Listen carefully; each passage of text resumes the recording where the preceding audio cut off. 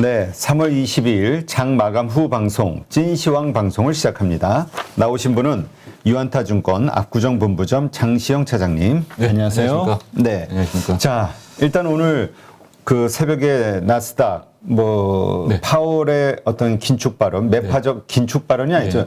금리 인상 0.5% 이런 매파적 발언에 의해서 좀 하락을 했는데 네. 미국도 그렇게 생각보다는 많이 빠지진 않았고 그렇죠. 그러나 한국 시장 우려가 됐는데 네. 오히려 양봉으로 끝났단 맞습니다. 말이죠. 네. 일단 오늘 흐름 어떻게 봐야 될까요? 전반적으로 시장 자체는 여전히 조금 재미는 없어요. 우리가 코로나 이후에 주가 수익률을 기대했던 어떤 그런 시장과는 좀 다르게 최근에 시장 같은 경우는 옆으로 좀 횡보하는, 그러니까 특징 종목이나 업종이 눈에 띄게 나타나지 않고 대체적으로 완만한 가운데 하락과 상승을 좀 반복을 하는데, 최근 들어서 이제 기관이라든지 외국인들의 수급은 점진적으로 조금 나아지고 있는 모습들을 보여서 그 부분은 좀 긍정적이에요. 바닥 부근에서 개인들의 수급보다는 3대 이제 세력 주체인 개인, 기관, 외국인들 중에 기관, 외국인의 수급들이 조금씩 나아지는 모습을 보이고 있다는 점은 긍정적이고, 그리고 업종별로도 보시게 되면 오늘은 이제 반도체 장비 업종들, 최근에 이제 관련된 종목들이 좋았고, 반도체 관련된 종목들, 업종 내에 있는 섹터 종목들이 괜찮았고, 특징적으로는 은행이나 보험주들이 최근에 좀 좋게 올라오고 있어요. 물론 이제 바닥 부근에서 올라오는 부분이고, 그리고 은행주들도 최근에 올라가는 모습을 보이다가 크게 조정을 받고 나서 다시 재차 상승하는 모습이거든요. KB금융 차트인데, 은행주들은 우리가 조금 신중하게 생각해 볼 필요가 있을 것 같아요. 그러니까 왜 그러냐면 일각에서는 금리 인상을 했으니까 그 재료 소멸로 인해서 주가가 빠지고 추가적으로 오르지 않을 것이다라는 어떤 예측들도 많고, 그리고 글로벌 경기가 이제 스태그플레이션으로 진입을 하면서 경기가 이렇게 안 좋아지는데 금리를 추가적으로 더 올릴 수 있겠느냐, 이런 부분들, 설마 그렇게까지 매파적으로 오르겠느냐라고 생각하는 부분들도 있어서 은행주에 대해서 좀 회의적인 시각을 가지고 있는 분들이 많으시는 것 같은데, 일단 보험 은행주들을 나누지 말고 일단 금융 섹터 내에 은행과 보험을 함께 보겠습니다. 왜냐하면 금리에 굉장히 좀 민감한 부분이기 때문에 은행주들을 좀 같이 보시는데, 은행주들은 이 개인 투자자 여러분들이 별로 그렇게 좀 쏙 좋아하진 않아요. 그렇죠. 항상 보면 어쩔 때 보냐면 은행주들 관심 안 갖고 있었는데 언제 이렇게 올라 있지? 작년에 그랬죠. 네, 작년에도 그랬고 이전에도 그랬었어요. 이전에도 보시면 2016년 17년도에 이제 첫 금리 인상기였잖아요. 요 시점에서도 KB금융이 69,000원 갔을 때 현업에 있는 저 역시도 5만 원 중반대 이후로 보고 설마 이렇게까지 오르겠어 했는데, 이게 6만 원을 넘어서 7만 원까지 근접을 했었다는 거거든요. 그리고 제가 이제 관련된 고객님들도 마찬가지로 6만 원 이후에서 대부분 가격대를 보시게 돼요. 그러니까 그때 돼서 은행주를 사야 되지 않냐라는 부분들이 많은데, 실상 요 구간에서는 굉장히 주가가 안 오르는 것 같아요. 실제로 체감이 안 됩니다. 차트는 그렇지. 올라가는 것처럼 보이는데 가격적으로 보면 이 가격 자체가 그렇게, 수익률 자체가 그렇게 많이 올라가는 정도는 아니라 10에서 한 20% 정도 주가 상승률이거든요. 근데 어찌 보면 은행주들은 이런 완만한 상승을 기록을 하면서 시장에 우리가 주목하고 또는 집중해야 될 섹터가 좀 부재할 시에, 그러니까 테마 섹터라든지 시장을 주도하는 섹터가 없었을 때 안정적으로 좀 수익을 낼 수 있는 섹터 중에 하나거든요. 그래서 이유를 좀 말씀을 드리면, 미국이 매파적으로 금리 인상을 한다고 했잖아요. 그러면 금리 인상 자체가 어쨌든 한 번으로 끝날 게 아니고 6번을 한다, 5번을 한다, 금리 인상 폭 자체가 0.5%다, 0.25%다 말들이 많아요. 미국 연준 같은 경우는 지금 경기에 대한 강한 확신을 가지고 있습니다. 미국은 더 이상 제조업 기반으로 성장하는 나라가 아니고 소비 위주로 성장하는 나라인데 고용이 완전 고용 상태라는 점을 굉장히 강조를 하고 있거든요. 미국 시장 같은 경우는. 그러면 미국은 지금 구직자들, 그러니까 직장을 구하려는 사람이 이 시장에 나가게 되면 언제든지 잡을 구할 수 있다는 강한 확신을 가지고 있거든요. 그러면 나중에 코로나가 끝나고 리오프닝이 됐었을 때는 그 완전 고용을 바탕으로 한 소비가 잘 이루어진다. 그러니까 물 흐르듯이 바로 순환매적으로 이루어진다라는 거거든요. 선순환 구조로 간다라는 거거든요. 그러면 지금 당장에 연준이 해야 될 일은 높아져 있는 물가를 빠르게 낮춰야 되는 책임감을 가지고 있어야 된다는 거죠. 그러면 그 부분을 금리 인상을 매우 매파적으로, 매우 공격적으로 빠르게 올려서 지금 올라가 있는 물가를 어찌됐든지 간에 잡아놔야 연말이 됐든 내년 초가 됐든 리오프닝이 됐었을 때 소비가 확실하게 살아난다. 라는 논리를 가지고 접근을 하고 있습니다. 그러면 은행주들은 현재 시점에서는 이런 구간이라고 보시면 될 것 같아요. 지금 앞서 제가 이제 파란 박스를 그려줬던 요 정도 구간이라고 보시면 될 것 같아서 뭐 주가로 보면 2016년도와 비교했었을 때는 아마 한 요 구간쯤에 지금 위치해 있을 거라고 보거든요. 그러면 지금도 한 4만 원대니까 뭐 6만 원 정도까지는 그래도 50% 정도의 상승 여력이 있단 말이죠. 그러면 제가 생각했었을 때는 금융주 그리고 보험주들은 사실은 조금 애매해요. 왜냐하면 그들은 이 국채를 이 자산으로 가지고 있잖아요. 그러면 국채 금리가 올라가게 되면 채권의 어떤 평가 가치가 좀 떨어지기 때문에 그렇죠. 그런 손익에 대한 마이너스가 있어서 대출 금리가 올라가는 부분에 대해서 이자 수익으로 이 영위하는 부분들을 상쇄하지 못할 거란 말이에요. 그러면 보험업종 쪽에는 어찌됐든 걔네들도 담보대출을 많이 하니까 최근에 담보대출 금리도 많이 올라가 있고 대출 금리가 많이 올라가면 그 부분들은 은행이나 보험업종의 수익으로 다 돌아올 텐데 그 부분보다는 이제 채권 투자 수익이라든지 이런 부분들이 평가 손익이라든지 이런 부분들이 좀 크게 작용을 할 것 같아서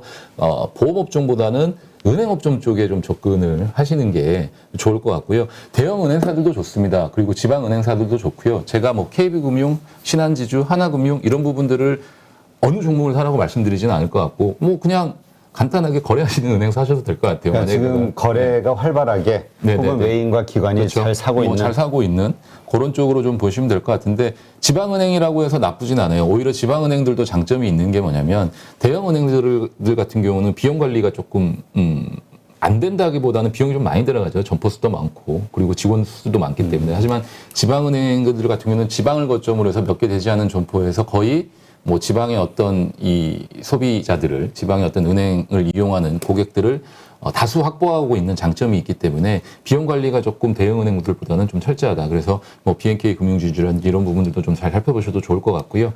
그래서 대형 은행주와 지방 은행주를 뭐 서로 이렇게 나누지 말고요. 뭐 앞서 말씀드렸다시피 수급이라든지 또는 거래가 좀 많이 된다든지 또는 뭐 각자의 취향에 맞게 은행주들을 좀 선별을 해서 지금 현재 시점에서는 은행주는 필수 섹터에 내가 이 포트에 편입해야 되는 종목 중에 하나라고 좀 말씀을 드리고 싶습니다. 예. 네, 알겠습니다. 하여튼 금리 인상 시기이기 때문에 그렇죠. 예, 네. 그게 이제 투자의 이유가 되겠죠. 맞습니다. 모멘텀. 맞습니다. 그리고 보면 과거의 사례를 보더라도 네. 그 기간 동안에는 꾸준히 조금씩이라도 상승했다는 걸로 맞습니다. 이해를 하겠습니다. 그리고 그 가계부채가 1,800조 원이 넘어갔잖아요. 근데 이제 금리가 0.25% 오르면 실질적으로 가계가 부담해야 되는 이자 비용이 3조에서 한 4조 가량 되는데 그거는 우리가 대부분 대출을 쓸 때 기준금리 기준으로 대출 쓰지 않잖아요. 기준금리 플러스 변동금리잖아요. 그렇죠. 그 변동금리 들어가는 게 국채금리인데 기준금리가 올라가는 것보다 국채금리 올라가는 속도는 훨씬 가파르단 말이에요. 그러면 0.25% 올랐었을 때 부담되는 게 이 4조 원가량인데 변동금리로 더 포함이 되면 그 부분은 훨씬 더 커지게 되거든요. 그러니까 각자 가계가 부담하는. 그 가계가 부담하는 이 이자 비용은 전부 은행의 수익으로 떨어지게 됩니다. 그러니까 은행은 가만히 앉아서 돈을 버는 거 한 게 아무것도 없는데 단순하게 금리만 올랐을 뿐이 돈을 버는 구조잖아요. 그러면 실질적으로 비용은 어쨌든 그 전에 저금리 시대에 비용 관리는 인원 감축이라든지 점포수를 줄였다든지 뭐 카카오뱅크라든지 이런 부분들의 등장으로 인해서 인터넷 이 서비스라든지 이런 부분들을 더 강조하고 그래서 이제 구조조정을 뭐 계속 몇 년 동안 진행을 해왔기 때문에 앞으로 이 이자 비용 증가에 대한 그러니까 금리 인상에 대한 이 수혜는 은행주들이 고스란히 받아갈 가능성이 높기 때문에 실적에 대한 부분은 사실은 뭐 은행주 전반적으로 PBR 자체가 뭐 0.2배, 3배 이렇게밖에 안 되거든요. 그러면 아주 싼 거잖아요. 그래서 뭐 은행주들을 사서 손실을 본다라기보다는 장기적으로 큰 그림을 조금 아주 장기적인 아니지만 한 뭐 1, 2년 정도만 그려본다고 했었을 때는 뭐 충분히 2에서 30% 정도의 이 투자 수익률 정도는 오를 수 있기 때문에 좀 지루하기는 해요. 가지고 있었을 때 수익이 들쑥날쑥하면서 좀 뭐 지루하게 흘러갈 수는 있겠지만 어느 순간 그 부분이 빠르게 상쇄되는 부분들이 있을 수 있기 때문에 좀 잘 살펴보시고 매매에 뭐 적극적으로 좀 동참하셔도 좋을 것 같습니다. 네, 하여튼 금리 인상 시기에 그 은행주 아직 그렇죠. 늦지 않았다. 네, 아직도 늦지 않았다라는 많이 올랐지만 결론이죠. 아직도 네, 늦지 않았다. 네. 한 오히려 이제 그 전에 이제 금리 인상하고 한번 하락한 게 좀 기회가 될 수 있죠. 네, 알겠습니다. 지금 PCB라고 그러죠. 그 네. 기판 관련된 주식들, 맞습니다. 반도체 네. 대형주 네, 네. 움직임이 조금씩 괜찮아지고 있는 것 같아요. 장비주들에도 이제 수급이 전반적으로 들어오고 있고 PCB주들의 시가총액이 올라가면서 이제 그 업종 내의 이제 섹터들이 다 좋아지는 것 같아요. 왜냐하면 뭐 어쨌든 지금 시장을 좌지우지하는 이 시장의 전체 큰 흐름의 수급은 패시브 자금들인데 패시브 자금들이 안 건드릴 수가 없죠. 이렇게 되면. 그래서 시가총액이 커지게 되면. 그래서 뭐 쉼텍이라든지 코리아서키트, 이스페타시스, 대덕전자 이런 애들이 이제 판때기 4대장이라고 그러잖아요. 기판하는 판때기 4대장이라고 하는데 여러 가지 뭐 복잡한 전문 용어로 쓰지 않고 제가 간략하게 말씀드릴게요. 왜 얘네들이 좋냐면은 기존에는 이제 모바일 쪽에 들어가는 PCB 기판, 연성 PCB들이 굉장히 좋았어요. 그래서 뭐 인터플렉스라든지 이 관련된 종목들이 주가들이 많이 좋았었단 말이에요. 근데 그러면서 대부분의 회사들이 그쪽으로 증설을 많이 했고 그쪽으로 어떤 이 수요가 좀 집중이 됐었는데 이제 시간이 흐르고 보니까 반도체 이 업황 전체적으로 뭔가 쇼티지가 발생하다 보니 뭐 자동차 쪽에도 이제는 반도체 기판이 쓰이게 되고요. 자율주행차라든지 전기차 쪽에 자율 기판이 쓰이게 되고 여러 용도로 반도체 수요에 대한 증가가 굉장히 좀 빠르게 이루어지고 있다 보니 기존에 이제 PCB를 했던 판때기를 했던 그냥 쉽게 말하면 그 PCB를 했던 업체들이 갑자기 쇼티지가 나다 보니까 이제는 가격을 올리기 시작을 해요. 가격이 올라가고 그리고 이제 영업이익이 개선이 되고 장사를 못 하다가 어느 순간부터 물량이 쏟아지기 시작을 하는 거죠. 그러면서 빠르게 증설을 나선 업체들 같은 경우는 이미 실적이 나고 있어요. 그게 이제 쉼텍이고요. 뒤따라서 이제 실적을 내고 있는 회사, 실적을 내려고 준비하는 회사들이 이스페타시스 같은 회사들이 이제는 증설을 좀 뒤늦게 참여를 했지만 결국은 그 수익이 어쨌든 올해 1분기부터 2분기부터 이제 또 나오기 시작을 할 거라는 거죠. 그러면 앞으로 한 2년에서 3년 정도의 이 실적은 뭐 거의 이미 담보가 됐다라고 보셔도 될 것 같아요. 그러면 지금 현재 수준에서 쇼티지가 나는데 나중에 뭐 이런 부분들 리오프닝 되면 해소되지 않겠냐라고 생각하시는 분들도 계시지만 그렇지 않습니다. 이 수요가 지금 뭐 개화되지 않은 시장들, 이제 개화돼서 성장기로 들어가는 시장의 이 산업들이 굉장히 많잖아요. 뭐 무슨 자율주행 관련이라든지 5G 관련이라든지 그리고 뭐 메타버스 관련이라든지 여러 가지 이 관련된 이 산업들이 4차 산업혁명 관련된 산업들이 이제 개화기에 진입을 하면서 성장기로 아직 들어가지도 않은 산업이란 말이에요. 그러면 그쪽에서 필요로 하는 수요들이 어마어마하게 많이 늘어나고 있기 때문에 지금 증설로만으로도 부족할 수도 있어요. 앞으로 추가적인 증설이 있을 수도 있으니까 어찌됐든 사실 지금 뭐 앞서 제가 말씀드렸지만 은행주 말씀드렸지만은 은행주 빼고 또 다른 뭐 종목들 할 게 없잖아요, 저희가. 그러니까 지금 시장의 문제가 주도주가 안 보인다. 주도주가 안 보이잖아요. 굳이 따지자면 지금 이런 어떤 PCB 업체들이 시장에서 그나마 좀 두각을 나타내고 있는데 시총 비중이 그렇게 크지 않아서 시장을 좌지우지는 하지는 못하지만 어쨌든 수익률을 조금 낼 수 있는 우리가 단기적으로나마 수익률을 낼 수 있는 업종 내 섹터라고 말씀을 드리는 게 앞서 잠깐 말씀드렸지만 실적이 담보가 돼 있잖아요. 1분기 실적 이제 3월 다 끝나고 4월, 5월이면 발표를 할 텐데 1분기 실적 발표일 때까지는 달려갈 가능성이 굉장히 높아요. 그러니까 예상외로 증권사 리포트들이 나오기 시작하는데 그 리포트들의 어떤 실적 예상치가, 추정치가 계속 올라가고 있단 말이에요.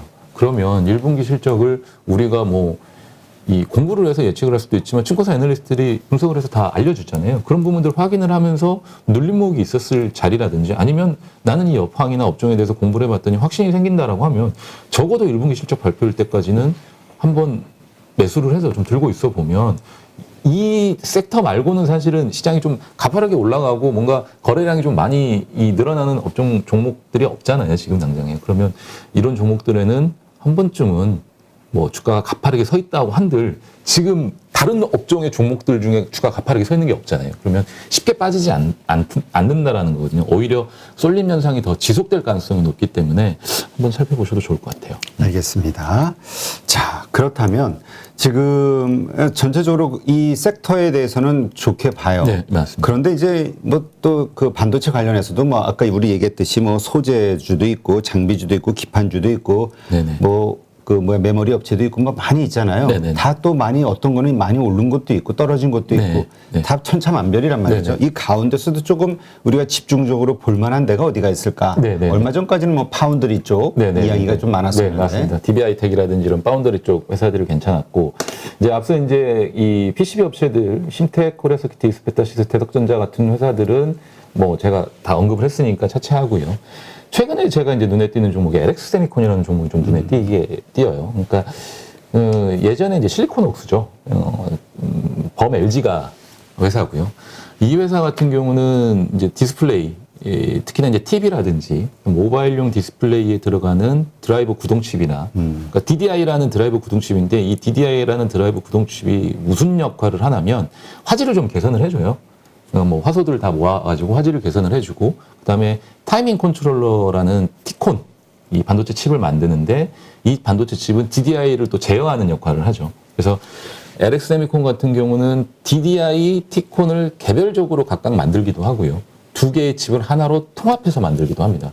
근데 두 개의 칩을 하나로 통합해서 만든 칩을 중국 업체들이 굉장히 선호를 합니다. BOE라든지 이런 업체들이. 어쨌든 BOE 같은 경우도 애플향으로 납품이 되는 것도 있고 LG 디스플레이도 마찬가지로 받아서 애플향으로 납품을 하잖아요. 그렇죠. 이런 회사들이 이 T콘과 DDI가 통합된 칩을 굉장히 선호를 합니다. 왜냐하면 그렇게 통합을 하면 애플도 M1 칩으로 통합을 하잖아요. 통합을 하면 메모리와 뭐 이 그래픽 카드를 통합을 해서 만드는데 이 회사도 마찬가지로 이 두 개의 칩을 통합을 하게 되면 좋은 게 뭐냐면 전력이라든지 이런 소비가 굉장히 좀 줄어듭니다. 전력 소비가 줄어들고 그리고 원가 절감도 가능하고요.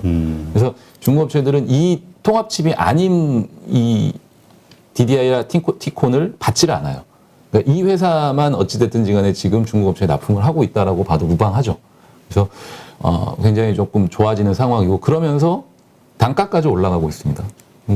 주로 이제 이 회사 같은 경우는 매출처가 LCD 모니터, LCD 디스플레이 쪽과 OLED 디스플레이 쪽 두 개로 나뉘어지는데 두 개를 딱 정확하게 반반하고 있습니다. 그러니까 LCD 쪽도 한 45에서 50%, OLED 쪽도 45에서 50%. 그러면 LCD 업황이 안 좋아진다 그래가지고 수익이 실적이나 수익이 악화되느냐 그것도 아니라는 거죠. OLED 시장이 개화가 되면서 오히려 고부가 가치의 상품들을 더 많이 납품할 수 있는 기회까지 생기게 되는 거고 특히나 올해 그러니까 이 전자업종, 그러니까 이 비메모리 반도체 이 가전 쪽에 들어가는 이 전자업종 내 종목 내 섹터들은 1분기, 2분기가 비수기예요. 3분기, 4분기가 이 성수기고, 근데 1분기 실적이 오히려 작년 4분기보다 훨씬 더 좋게 예상이 되고 있습니다. 그래서 올해 1분기에 영업이익 기준으로 한 1,000억 이상이 나올 것으로 좀 예상이 되고 있고, 온기로는 영업이익이 4,500억 정도란 말이에요. 그러면 PER 밸류에이션이 영업이익 기준으로 5배 정도밖에 안 된단 말이에요. 그러면 업종 평균 PER 밸류에이션이 15배까지도 가는데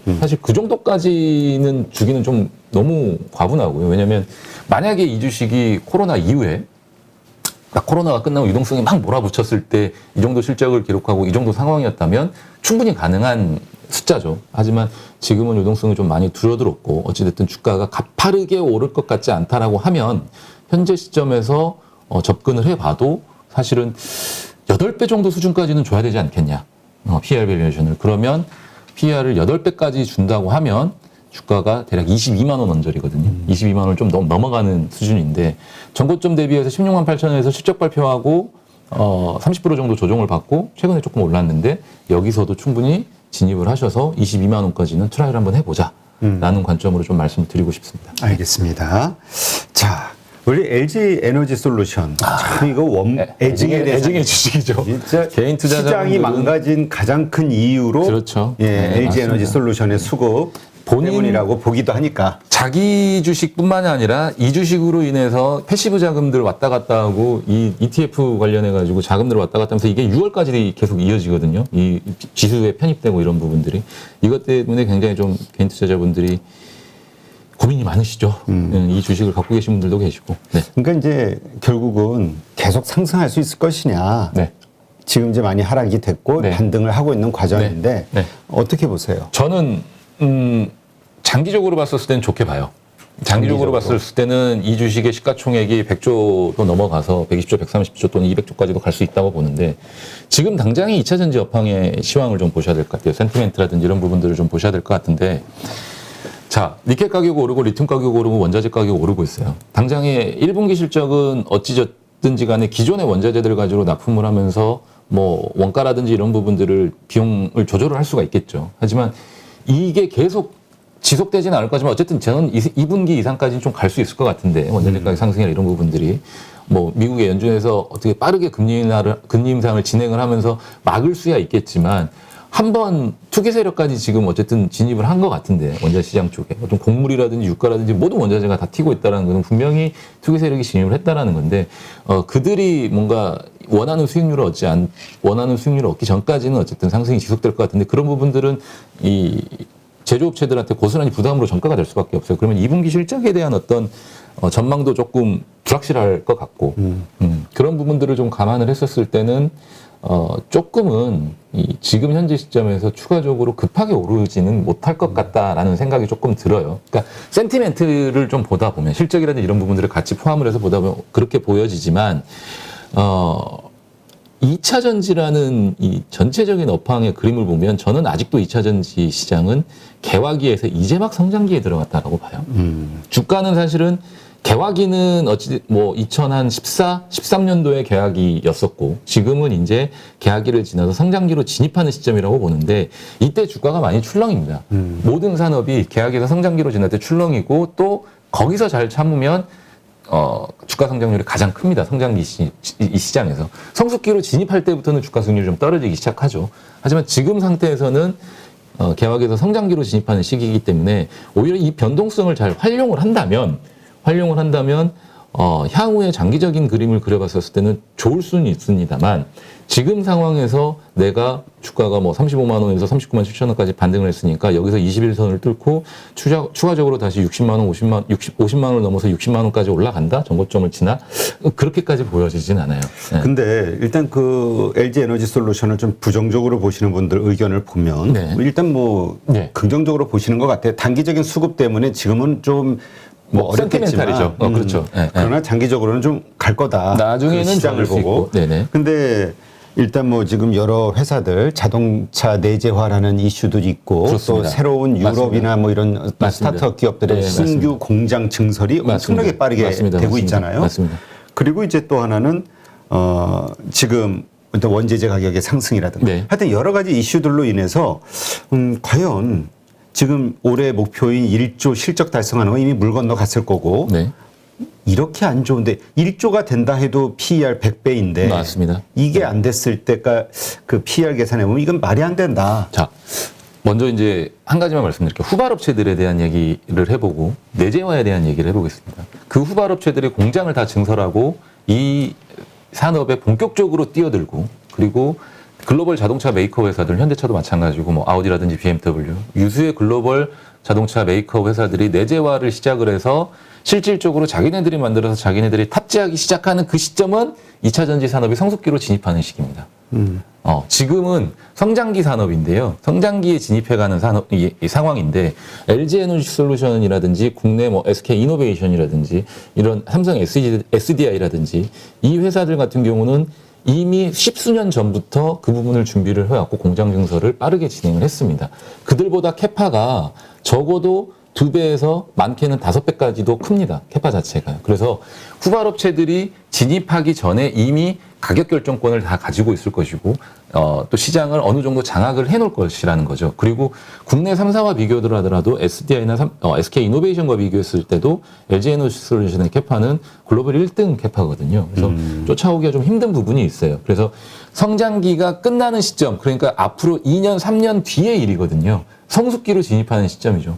그 시점이 됐었을 때는 어떻게 보면 LG 에너지 솔루션의 주가가 썩 재미가 없을 수는 있는데 그 시점이 될 때까지는 제가 봤었을 때는 충분히 매력도가 뭐 충분히라는 말은 좀 단어는 좀 제가 빼겠습니다. 매력도가 어느 정도는 지금 시점에서도 눈에 보여진다라고 좀 말씀을 드리고 싶어요. 네. 충분히를 빼는 거 보니까 약간 이제 발을 좀 뺀 거죠. 살짝 뺀 거죠. 살짝 빼긴 하는데 왜냐하면 그 시점을 제가 어느 시점인지는 모르겠어요. 왜냐하면 그 성장기에서 이제 개화기로 진입하는 시점 또는 성장기에서 성숙기로 진입하는 시점이 어느 시점인지는 모르겠는데 그게 2년이 될 수도 있고 3년이 될 수도 있고 또는 길게는 5년이 돼버릴 수도 있단 말이에요. 그렇기 때문에 너무 이 주식에 뭐 매진할 필요도 없겠지만 아예 관심을 안 가지지도 못하는 어떻게 보면 좀 시장에서 계륵 같은 주식일 수밖에 없잖아요. 시가총액도 크고 업종 내의 비중도 큰데 그렇다면 어쨌든 장기적으로 그렇게 좋다고 본다면 네. 그러면 지금 삼성 SDI가 됐든 SK 이노베이션이 됐든 지금 상당히 저평가 논란도 맞습니다. 있잖아요. 네네. 이 주식들도 괜찮게 본다고 봐요. 저는 2차 전지 업종 자체는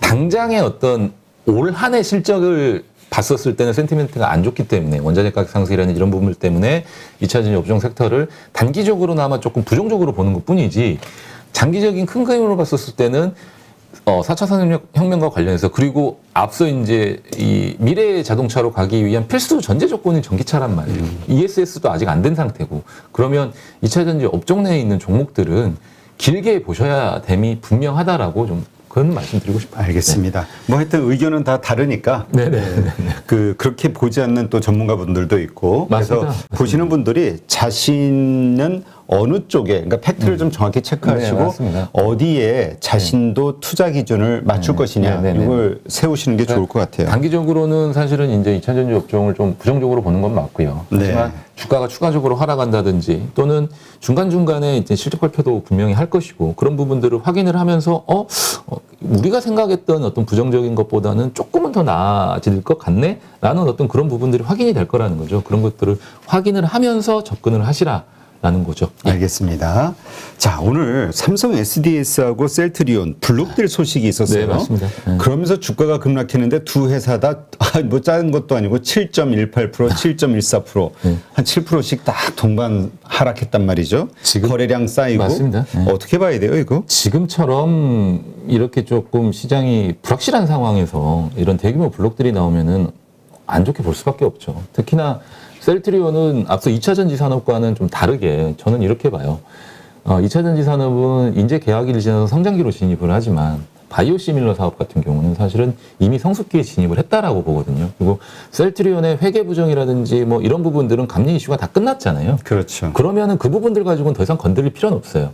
그리고 그 부분 가지고 전 테마섹에서 이 회사를 블록딜했다고 보지는 않습니다. 그럼 결국은 투자했던 회사들이 블록딜을 한 이유는 목표했던 투자 수익률이 도달했을 수도 있고 또는 이 회사가 영위하고 있는 업황 자체에 대한 부정적인 어떤 견해를 가질 수도 있고 어쨌든 앞서 말씀드린 부정적이라기보다는 이제 성숙기에 진입을 했으니 추가적으로 수익률을 급하게 조금 우리가 얻어낼 수는 없겠다라고 판단했을 수도 있거든요. 근데 저는 후자에 좀 무게를 두고 있어서 바이오 시밀러 사업에서는 어쨌든 꾸준한 수익은 낼 수는 있겠지만 주가를 가파르게 끌어올릴 수 있을 만한 성장 동력은 아니다라고 봐요. 그러면 셀트리온 자체적으로도 이제는 신약 개발이라든지 뭐 코로나 신약도 있을 수 있겠지만 다른 어떤 신약이라든지 어떤 이 개발 쪽에 좀 무게를 많이 싣고 가지고 가야 되는데 그런 부분들이 아직은 좀 모자라기 때문에 어찌 됐든지 간에 시장에서는 신뢰도를 조금씩 더 잃어가고 있는 것만 같아요. 삼성 SDS도 마찬가지로 셀트리온과는 좀 다른 얘기지만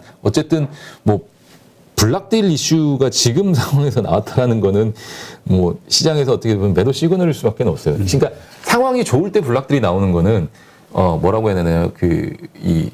그걸 뭐라 그러죠? 이렇게 좀 물량이 좀 많이 쌓여 있는 것들이 좀 풀려 나간다라는 악성매물? 악성매물이 좀 뭐 매물이 조금 차 있는 게 좀 빠져나가는 이런 부분들로 좀 긍정적으로 작용을 할 수가 있는데 시장이 안 좋은 상황에서는 야 얘네들도 안 좋으니까 파는 거 아니야라고 좀 판단을 해버리거든요. 근데 이게 이제 어느 정도 고점에서 이런 일이 있었다고 하면 그렇죠. 지금 이제 많이 지금 완전 바닥이란 말이에요. 네네네. 바닥에서의 이 시그널은 오히려 또 다른 모습을 보이지 않을까라고 기대하는 분들도 있거든요. 그렇게 생각을 할 수도 있는데 뭐 그런 부분들도 있어요. 바닥에서 이제 그런 매물들이 다 나와서 수급적으로 이제 좀 가벼워졌으니 또는 이들이 블록딜을 했을 때 받아가는 누군가도 있을 거 아니에요. 그렇죠. 그들은 왜 받아갔을까라고 그렇지. 생각을 할 수도 있어요. 거기서 바보 아닌 다음에는 그렇죠. 왜 이 바닥에서 손해 볼 짓을 큰 어마어마한 돈을 맞습니다. 주고 하진 네네. 않았을 거란 말이에요. 네네네. 그러니까 그건 수급적인 부분에서는 좋은 어떤 현상으로 생각을 하실 수도 있지만 이제 제가 언급드린 부분은 앞서 이제 이 업황 자체에 대한 부분 그리고 셀트리온 본업에 대한 부분을 조금 고려를 했던 거거든요. 그래서 수급적인 부분으로 만약에 접근을 하실 거라고 하면 블록딜 가격이라든지 이런 부분들을 고려하셔가지고 가격 내에서 어느 정도 단기적인 어떤 상승은 기대를 할 수 있겠죠. 근데 아시다시피 셀트리온 같은 경우는 주가 하락률이 굉장히 좀 크단 말이에요. 많이 큰데 여기서 만약에 주가가 상승을 블록딜 이슈로 해서 수급적인 부분으로 상승을 했다고 하면 사실은 22만 원 이 언저리 부근이거든요. 근데 투자자들이 이 셀트리온 주주분들은 뭐 주식을 아주 오래전부터 가지고 계신 분들도 계시지만 최근에 들어오신 분들 같은 경우는 25만 원에 사셨을 수도 있고 38만 원에 사셨을 수도 있는데 이 정도 상승률은 만족이 안 되니까 그러면 그분들 같은 경우는 그럼 지금 물 타야 돼?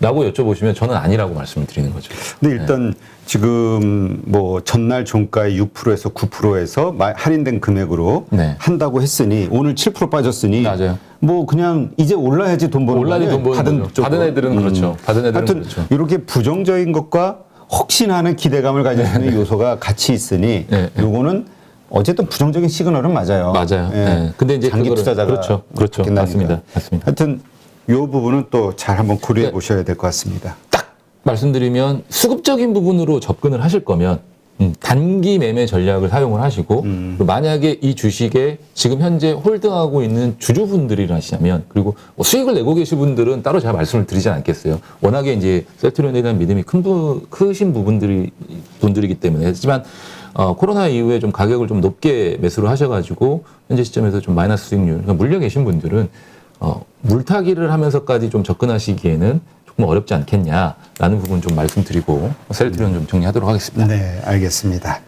자, 내일 그러니까 대응 전략을 어떻게 가져가는 게 좋을까요? 시장 대응 전략이요. 네. 결국은 여전히 시장은 물가입니다.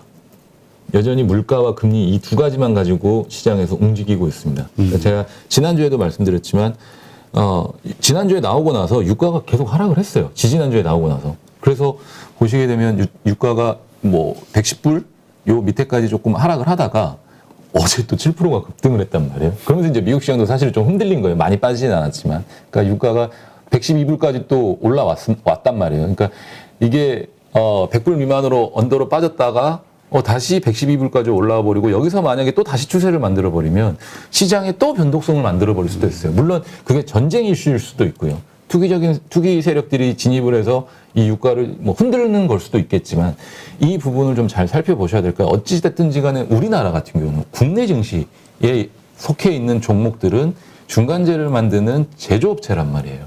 유가나든지 다른 원자재에 굉장히 민감할 수밖에 없습니다. 실적들이. 그러면 이 부분을 잘 확인을 하셔야지만이 추가적인 수익률을 올릴 수도 있고 그렇다고 해서 농산물 가격 급등한다 그래가지고 비료주들 갑자기 확 쏠려가고 농기계주들 갑자기 확 쏠려가잖아요. 그러면 그 주식에 너무 쏠려가시는 말았으면 좋겠어요. 그러니까 왜냐면 단기적으로 내가 뭐 이미 만약에 물가가 올라가기 전에 비료 주식을 가지고 있었다니 또는 이제 인플레이션을 예상을 하고 농기계 관련이라든지 이런 주식들을 조금 매수를 해놓으셨다면 그분들한테는 박수를 쳐주고 싶지만 그분들이 그런 수익률을 내기 위해서는 정말 2차 전지 올라갈 때 그분들 한 2년 3년을 계속 놀고 계셨다는 거거든요. 그러니까 반대급부로 좀 생각을 하셔가지고요. 지금 너무 그런 부분들에 대해서 쏠림 현상으로 쏠려가시지는 말아라 라는 부분들 좀 말씀드리고 싶고 그리고 앞서 말씀드린 반도체 섹터에 지금 자금이 흘러 들어오고 있다는 부분은 굉장히 긍정적인 부분이에요. 우리나라의 어떤 산업의 뭐 거의 대부분을 차지하고 있다고 봐도 무방한 반도체 섹터에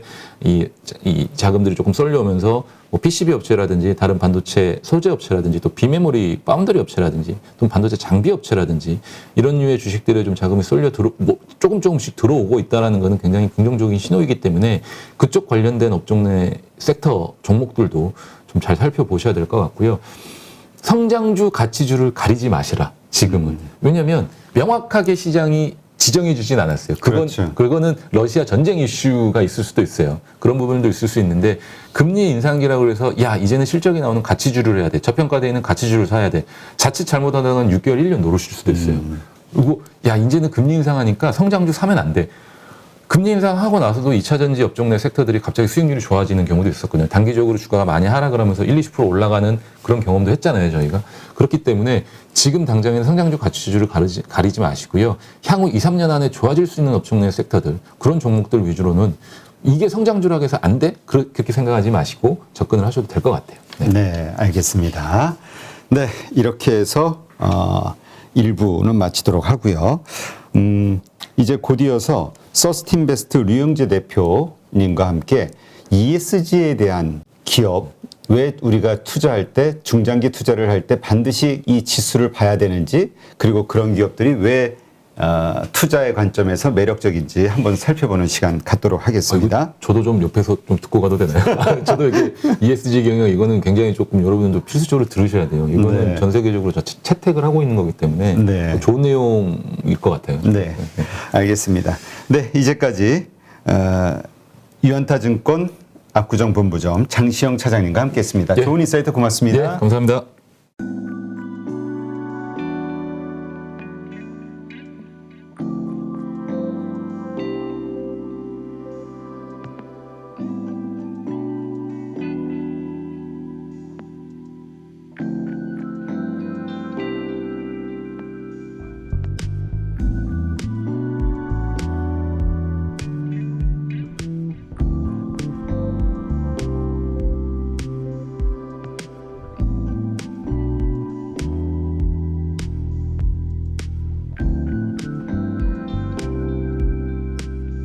네, 오늘 모신 분은 서스틴베스트 류영재 대표님입니다. 안녕하세요. 예, 안녕하세요. 네, 일단 서스틴베스트 저는 이제 투자 회사인가 했는데 사실은 그 ESG 관련 평가해주는 기관 회사다 이렇게 말씀을 해주셨거든요. 예. 일단 좀 간단하게 ESG 평가하는 게 쉽지가 않을 것 같아가지고 어떻게 기업들의 그 ESG 점수를 산출하시는지 간단하게. 간단하게. 저희는 이제 2006년도에 국내 최초로 ESG 평가하는 회사로 시작을 했고요. 저희가 이제 평가 프레임워크가 있습니다. 그 안에는 한 지표가 100가지 정도가 있는데 그 100가지에 해당되는 데이터와 정보를 모아서 그 평가 프레임워크를 가지고 저희가 평가를 하고 있습니다. 네. 근데 이게 그 보니까 이 블랙락이든가요? 거기서도 이제 ESG 관련된 기업만 투자하겠다 선언을 했었잖아요. 작년인가 재작년인가. 그래서 ESG에 대한 관심이 분명히 커지긴 했는데 아직도 완화받는 게 ESG 점수가 높은 기업에 투자한다고 해서 과연 주가가 오를 것이냐. 이게 아마 투자자들의 그 관점에서는 그게 완화받는 것 같아요. ESG가 좀 불분명해서 뭐 그럴 수도 있겠죠.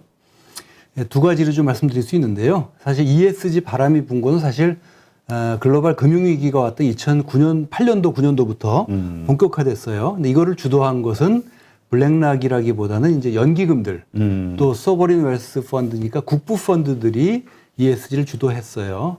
근데 이들이 ESG를 갖다가 하기까지는 그냥 시작하지는 않았겠죠. 그렇죠. 우리가 이름만 들으면 알만한 글로벌 펜션들이나 국부 펀드들이 이걸 하기까지는 굉장히 심층적인 연구를 했고 또 ESG를 고려해서 투자했을 때 장기적인 투자 수익률이 더 알파를 제너레이션 할 수 있다라는 확신을 갖기 때문에 이거를 전파하기 시작한 거고 블랙락과 같은 경우는 그쪽으로 돈을 받아서 운영하는 자산운용사니까 그들의 운영 철학이 바뀌니까 블랙락의 레리 핑크는 마케팅 차원에서 포지셔닝을 한 거죠.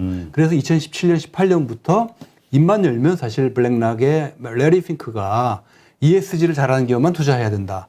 이해관계자 자본주의로 가야 된다. 디카보나이제이션을 가야 된다. 그러니까 탈탄소를 해야 된다. 그렇지 않은 기업은 우리 투자받기 곤란하다라는 메시지를 던지고 있는 거고 첫 번째고요. 두 번째로 저희 서스틴베스트는 2006년도부터 지금 16년째 국내 상장사 1000개 기업을 저희 ESG 평가를 해서 상위 등급의 주가를 저희가 쭉 트래킹을 해보면 이게 확연하게 코스피를 아웃퍼폼하고 있어요. 그러니까 저는 16년 동안의 제 평가 경험을 가지고 제가 자신 있게 말씀드릴 수 있는 겁니다. 그런데 다만 쇼텀으로 보시면 안 되죠. 뭐 분기 단위라든가 1년 단위가 아니라 적어도 한 3, 4년 정도의 타임 허라이즌으로 보고 투자를 하셔야 된다. 그러면 시장을 이길 수 있다라고 저는 확신하고 있어요. 지금 사실 이제 시장이 요즘 그 금리 인상, 뭐 우크라이나 전쟁, 뭐 여러 가지 불안정한 요소들로 인해서 많이 폭락해 있는 상황이잖아요. 우리 크게 얘기해서 그냥 요즘 가치주, 성장주 이거 가지고 얘기하고 있거든요. 근데 여기에 ESG라는 화두를 집어넣을 만큼의 그 가치가 있겠느냐. 이게 아마 일반적인 이미 주식 투자를 하고 있는 분들의 생각일 것 같아요. 이미 내 계좌는 빨간불이고 파란불이고 그거에 과연 ESG가 무슨 영향을 미칠 것이냐. 아직은 좀 너무 관념적인 거 아니냐.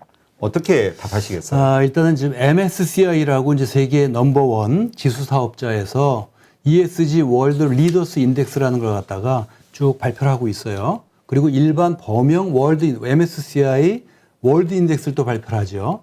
그래서 두 개를 비교해 보면 ESG 리더스 인덱스가 2007년 9월부터 작년 제가 9월까지 보면 약 14년 동안 일반 범용 인덱스를 더 아웃퍼폼하고 있습니다. 그게 이제 경험적인 그런 거고, 그 다음에 이제 ESG가 좋은 기업들이 뭐 시장이 같이 빠지면은 ESG 좋은 주식이라고 해서 별 수는 없죠. 그렇죠. 그렇지만 ESG가 좋은 기업은 훨씬 회복 탄력성이 좋다. 그리고 다시 올라가는 힘이 좋다. 예, 그러니까 시장이 다시 이제 턴어라운드 했을 때 ESG 관리를 잘하고 또 ESG 측면에서 새로운 시장을 찾는 기업들이 더 회복 탄력성이 좋다라는 어떤 그런 확신, 전 믿음을 갖고 있는 것이죠.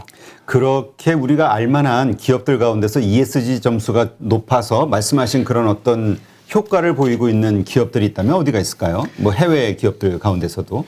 뭐 해외 기업들 중에서 뭐 국내나 해외나 다 뭐 일단은 가장 대표적으로 마이크로소프트를 전 들고 싶어요. 거의 ESG 점수가 높은 마이크로소프트가 ESG 점수도 높을 뿐더러 그 사티아 나델라라는 그 전에 이제 스티브 발머라는 CEO가 하다가 2014년으로 제가 기억이 됩니다만 사티아 나델라라는 인도 출신의 인도에서 대학을 나오고 미국의 이민자가 CEO를 맡으면서 굉장히 포용적이고 다양성을 중시하고 또 환경성 같은 거를 중시하면서 기업 경영을 했는데 그 전까지는 사실 팡 기업이 굉장히 밀렸었죠. 마이크로소프트가. 그런데 사티아 나델라가 그런 ESG 경영을 강조하면서 작년에 한때는 애플의 시가총액을 능가하기도 했어요. 그러니까 이런 것들이 저는 가장 대표적인 그런 해외 사례라고 볼 수 있고 또 국내 같은 경우에는 아직 제가 저는 16년째 평가를 하고 있습니다만 정말 그 외국의 ESG를 잘하는 베스트 프랙티스와 비교해 봤을 때 국내 솔직히 말해서는 아직 이렇다한 잘하고 있다라는 기업을 갖다가 말씀드리긴 좀 어렵습니다. 네. 예. 그러니까 그런데 이제 다만 네. 저희가 이제 섹터별로 저희가 이렇게 평가해서 저희 회사 홈페이지로 오시면 이런 거를 이제 다운로드 받으실 수 있는데 여기 보게 되면 이제 섹터별로 ESG를 잘하는 기업 또 자산규모별로 ESG를 잘하는 기업을 저희가 다 공개를 하고 있어요. 아, 그래요? 그러니까 이런 기업들을 와서 좀 참고하시면 장기 투자자인 경우에 샀다 팔았다 하는 또 주간 단위나 월간 단위나 분기 단위로 시장을 사고 팔고 하는 투자자들한테 별로 도움은 안 되겠습니다만 장기 투자자라면 가치 투자자라면 상당한 도움이 될 것이다라고 저는 생각합니다. 서스틴베스트 홈페이지에 가면 있다. 그렇습니다. 이 얘기시죠? 예. 자, 그러면 ESG가 과연 뭘까? ESG 경영. 그냥 우리 뭐 가장 쉽게 얘기하는 거는 그냥 거버넌스 이슈를 많이 떠올리긴 하거든요.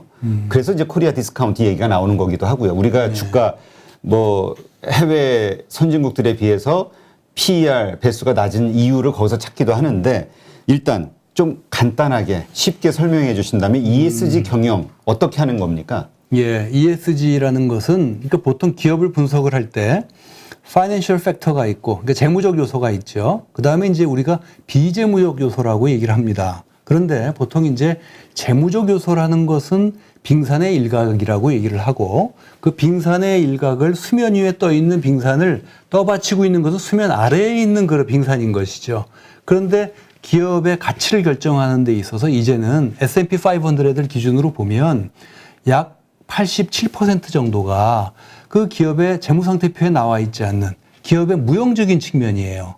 예를 들어서 그 기업의 CEO가 어떤 사람이냐, 또 그 기업의 레퓨테이션은 어떠냐, 그 기업의 브랜드 가치는 어떠냐, 그 기업의 이해관계자 관계관리 수준은 어떠냐, 종업원들의 사기나 혁신 역량은 어떠냐, 이런 거 탄소 배출을 얼마나 하냐, 이거는 아무리 눈이 뚫어져게 재무제표를 보더라도 설명해 주질 않습니다. 그런데 그런 비재무적인 엑스트라 파이낸셜한 부분들을 프록시할 수 있는 지표로서 요즘에 쉬운 말로 해주시면 제가 영어를 쓰시니까 어려워서 죄송합니다. 네. 그 비재무적인 기업의 비재무적인 부분들을 판별할 수 있게 해주는 지표로서 ESG가 요즘에 각광을 받고 있는 것이죠. 기업 가치의 기업의 시가총액의 상당 부분을 차지하는 이 비재무적인 부분들을 투자자들은 대개 그냥 감으로 어떤 인사이트로 그냥 이렇게 평가를 했는데 그거를 좀 더 체계적이고 좀 더 심층적으로 분석하게 해줄 수 있는 지표로서 ESG가 지금은 각광을 받고 있는 것입니다. 그러니까 우리가 이제 회사 투자할 때 재무제표 보면서 이게 얼마 매출 올리고 얼마 이익을 내고 해서 PER 몇 배, PBR 몇 배 뭐 이런 식으로 계산을 하잖아요. 네. 근데 거기에 나오지 않는 이 회사의 뭐 평판이 됐든 맞습니다. 아니면 뭐 고객들의 어떤 뭐 선호도가 됐든 이런 것들을 그냥 ESG라는 어떤 그 통칭해서 예. 우리가 좀 점수로서 그러한 것들을 가늠해 볼 수 있다. 이렇게 맞습니다. 얘기하면 될까요? 예, 맞습니다. 그래서 이제 좀 뭐 ESG가 안 좋아서 곤욕을 치렀던 사례들도 많거든요. 그렇죠. 뭐 떠올리면 뭐 최근에 뭐 분할 상장 이슈 뭐 이런 것들 가지고 그건 거버넌스 이슈라고 네, 볼수 거버넌스 있겠고요. 이슈가 많이 불거졌죠. 네. 그리고 이제 뭐 남양유업 같은 경우도 사실 저도 증권사 애널리스트도 했고요. 네. 증권사에서 제가 14년 동안 근무를 했는데 그러세요? 예, 근무를 해보면 할 때 남양유업은 사실 굉장히 우량한 회사 중에 한 회사였어요. 유업 회사 중에서는 가장 좋은 회사로 가장 기억이 우량한 회사였죠. 됐는데 어느 거의 날 뭐 망가졌더라고요. 그러다가 이제 이게 2013년으로 기억이 됩니다만 대리점 갑질 사건이 연루가 맞아요. 되면서 소비자들이 대대적인 불매 운동을 벌였어요. 이것이 또 SNS로 확산이 됐고 이듬해 2024년도에 약 400억 정도의 적자를 냈습니다. 또 2016년도에 이 언론에다 보도가 된 거니까 제가 말씀드리자면 외손류의 또 마약 스캔들이 되면서 2017년도에 770억의 적자를 냈어요. 그러다가 작년에 또 이제 불가리스 사건에 연루가 되면서 급기야 홍원식 회장이 한행 캠페인이라는 사모펀드에게 이걸 매각을 했죠. 그 발표를 하니까 상한가를 친 겁니다. 그런데 2013년부터 쭉 주가 궤적을 보면 117만 원짜리 주식이 25만 원까지 떨어졌어요. 그러다가 경영권을 넘긴다 그러니까 75만 원까지 치솟습니다. 그러니까 이걸 보게 되면 남양유업의 그 우량한 기업을 그렇게 주가를 망가뜨린 배경에는 저는 그 평판 문제라든가 그로 인한 브랜드 이미지의 훼손이라든가 또 오너 일가의 여러 리스크라든가 이런 것들이 그 안에 내재되어 있었다라고 저는 생각을 하는데 이건 하나의 반면교사라고 볼 수 있고요. 네. 해외로 본다면 이제는 뭐 환경과 관련된 규제가 얼마나 엄격해지고 있습니까?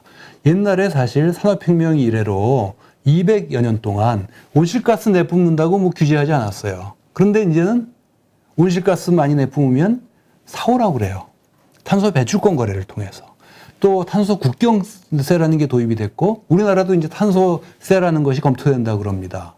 그리고 이런 것들이 결국은 공짜로 내뿜는 게 아니라 돈 내고 내뿜는 거라는 거거든요. 그렇죠. 그러니까 탄소, 그러니까 저는 그런 얘기를 많이 하고 다니는데 카본 이즈 캐시입니다.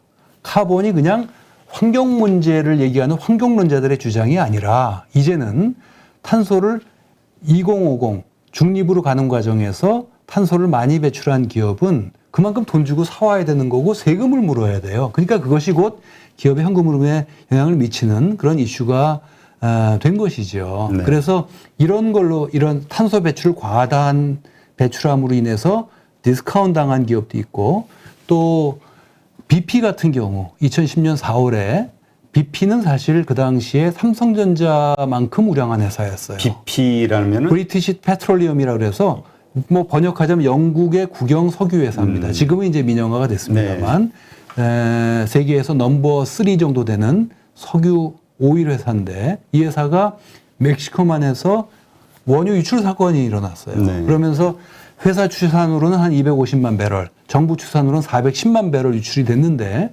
사람이 한 7명 죽고 그러면서 BP의 시가총액이 약 30조 이상 빠졌고 또 BP가 그로 인해서 과징금, 보상금, 소송 비용 해가지고 우리 돈으로 약 한 40조 정도 그걸 부담을 했거든요.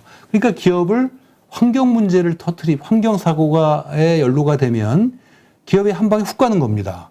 이런 시대가 된 거예요. 그러니까 이게 보니까 이게 사실 우리 뭐 예전부터 보면 뭐 재벌 2세, 3세들의 무슨 뭐 일탈이니 무슨 뭐 여러 가지 사건들 터지고 그랬었잖아요. 그렇죠. 그래도 그냥 일탈로 그냥 넘어가고 그랬는데 지금은 이게 SNS가 발전이 되다 보니까 이 평판이 정말 그 뭐라 그럴까 위력적으로 바뀐 상황이 아닌가. 그래서 이게 ESG라는 것도 결국은 이 부각이 되는 게 아닌가 싶기도 해요. 예, 두 가지 이제 아주 정확한 말씀을 해주셨는데요. 저도 왜 이렇게 ESG가 그 글로벌 투자자들 사이에서 각광을 받느냐? 전 두 가지 이유로 뭐 첫 번째 말씀하셨던 것처럼 SNS의 발전이에요. 그래서 이제는 뭐 MZ 세대들은 도사잖아요. 클릭 몇 번 하면 웬만한 기업의 중요한 정보에 다 접근이 가능합니다. 그리고 이들이 7대 3의 비율로 혹은 8대 2의 비율로 안 좋은 뉴스를 더 많이 퍼달른다 그럽니다. 보고만 끝나는 것이 아니라 또 퍼날러요. 그러니까 이게 세계를 한 바퀴 도는 거죠. 이제는 뭐 비밀이 없는 시대가 된 거 첫 번째.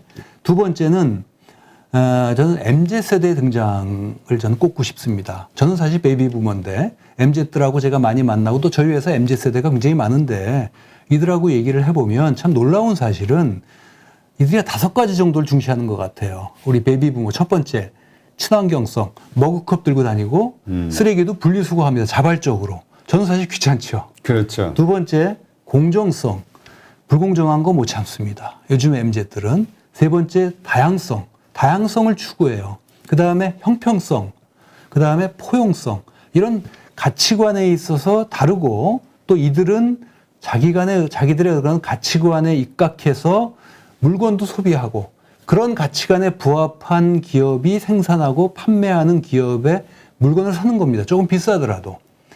또 직업을 고르더라도 그런 걸 잘하는 기업에 급여를 좀 손해보더라도 저희 베이비 부모는 월급만 많이 주면 최고지만 그렇지. 그들은 그런 가치관에 따라서 직업을 고르고 또 투자도 하는 거예요.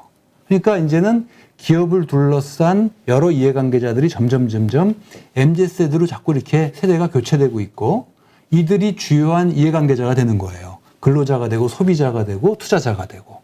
그러니까 ESG 경영이 중요해지는 겁니다. 예. 지금 ESG 경영 우리가 이제 중요하다. 그리고 그런 ESG 경영을 중요하게 생각하는 경영자들 혹은 기업들의 주가가 장기적으로 중장기적으로 좋아질 것이다. 이거를 이제 믿는 상태에서 이제 투자를 해야 되는 거잖아요. 그리고 그거에 대한 그 증거로서 이제 그런 기업들의 어떤 주가 상승 움직임 이야기해 주셨고요. 근데 그걸 우리가 어떻게 확인하냐는 거죠. 그게 분기, 뭐 반기, 결산 보고서 이런 데 보면은 ESG 점수가 나오나요?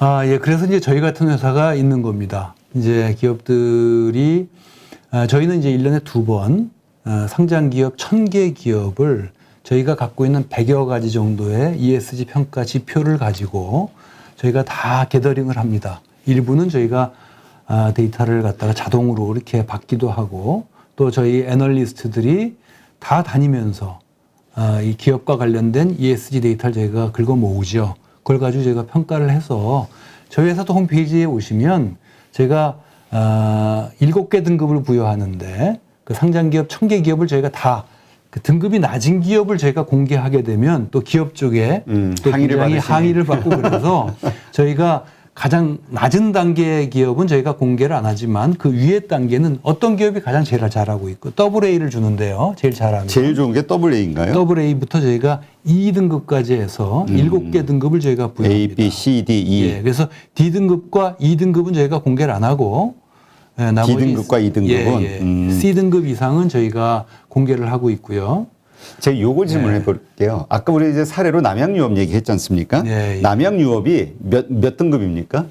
남양유업은 뭐 제가 그 등급을 말씀드리기 그렇는데 거기 나오면 홈페이지에 나오는 걸로 거기 안 나와 있습니다. 안 나와요? 예, 예. 알겠습니다. 그러니까 이렇게 감안을 해볼 수 있겠네요. 그렇습니다. 그러니까 D등급, 2등급에 들어가는 기업들은 여러 가지 그 경영에 혹은 그 뭐라 그럴까요? 평판과 관련된 안정성에서 좀 위험하다 이렇게 볼 수 있겠네요. 예. 그런데 이제 저희가 보통 이제 애널리스트들도 기업을 갖다가 밸류에이션을 하지 않습니까? 네. 그걸 가지고 이제 뭐 PBR도 저희가 따져보고 PER도 따져보고 그러는 건데 EV, EBITDA도 보고 등등등 보는데 주가라는 것이 반드시 그대로 움직이지는 않죠.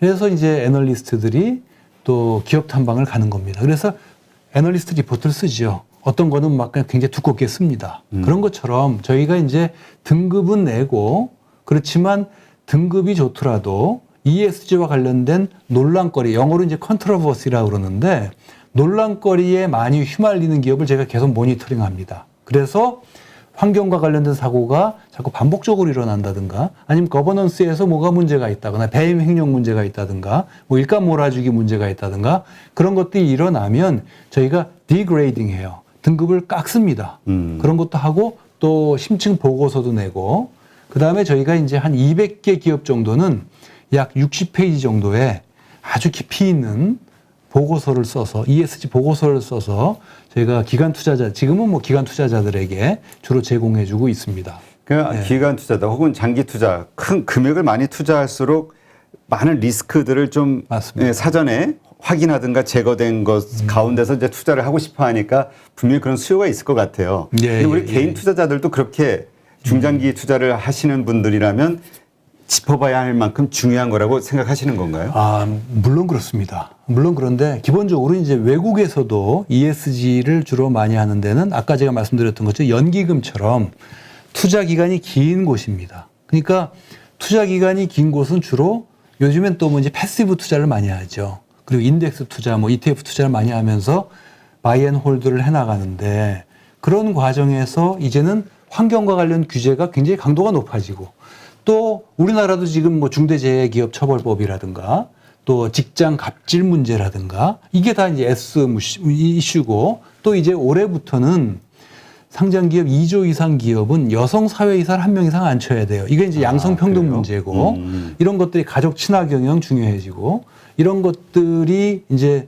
있는 것이죠. 있는 것이기 때문에 이런 것들이 점점 강화되니까 장기 투자자 입장에서는 전통적인 재무 분석만 하고 달랑 그것만 하고 끝낼 수가 없는 겁니다.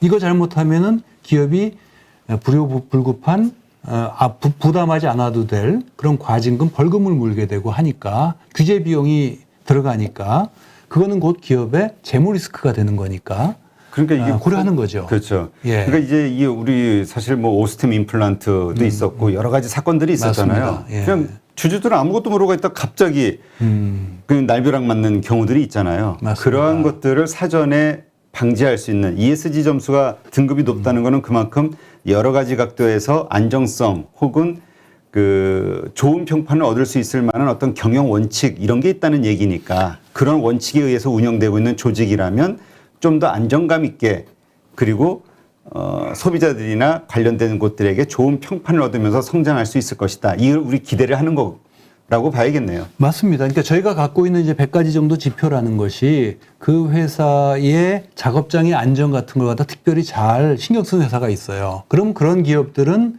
작업장에서의 산재 사고가 발생할 가능성이 좀 낮다고 볼 수 있고 또 소비자들의 어떤 제품 안전 문제라든가 소비자들의 어떤 정보 보호 문제 이런 걸 또 굉장히 철저한 회사들이 있습니다. 이걸 ESG 평가를 해보면 그런 것들이 드러나요.